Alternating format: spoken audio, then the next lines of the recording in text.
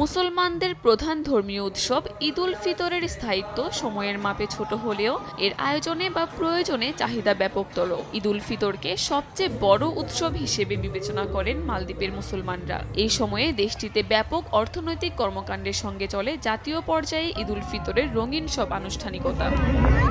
এ উপলক্ষে দেশটির Republic square, Islamic centre ও হুলহুমালের central park সহ বিভিন্ন স্থানে ঈদ হাবেরু বা ঈদের রঙিন বিকেলের আয়োজন করা হয়েছে। দেশটির জাতীয় প্রতিরক্ষা বাহিনী ও হাউজিং ডেভেলপমেন্ট কর্পোরেশনের যৌথ উদ্যোগে চমৎকার এই আয়োজন করা হয়। তবে এর মধ্যে ভিন্ন মাত্রা যোগ করেছে দেশজুড়ে রঙিন রাস্তাঘাট, ড্রোন শো ও ঐতিহ্যবাহী হাওয়ান সহ রাতের আকাশে প্রাণবন্ত রঙে আতশবাজির প্রদর্শন। এ অনুষ্ঠানে প্রবাসী বাংলাদেশি সহ বিভিন্ন দেশের মানুষদের সঙ্গে অংশ নিয়েছেন মালদ্বীপের প্রেসিডেন্ট ডক্টর মোহাম্মদ মুইজ্জ। এমন আয়োজনে মুগ্ধ হয়েছেন বাংলাদেশি পর্যটকরা। জমকালো এ উদযাপন চলবে আগামী বৃহস্পতিবার পর্যন্ত। মালদ্বীপের লোকালরা আসলে মেইনলি মুসলিম, তো তাদের সাথে হচ্ছে ঈদ মোবারক মানে গ্রিটিংস হলো, সব মিলে আসলে ভালোই এক্সপিরিয়েন্স ছিল।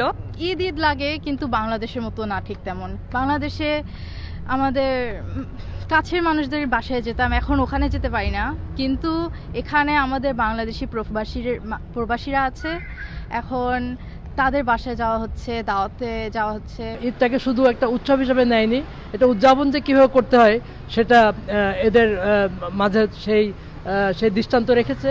বাংলাদেশের মতো ঈদ উদযাপন একমাত্র বাংলাদেশই সম্ভব, অন্যান্য কান্ট্রিতে সেভাবে ঈদের আনন্দ সম্ভব না। প্রবাস জীবনের কর্মব্যস্ততার মাঝেও বাংলাদেশিরা খুঁজে নিয়েছেন একটু আনন্দ।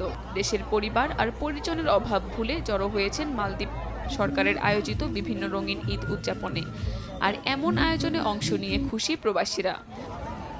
মালদ্বীপ সরকারের ধর্মীয় সম্প্রীতির কারণে দেশটি জুড়ে ঈদ বড় একটি উদযাপনে পরিণত হয়েছে। সময় সংবাদ, মালদ্বীপ।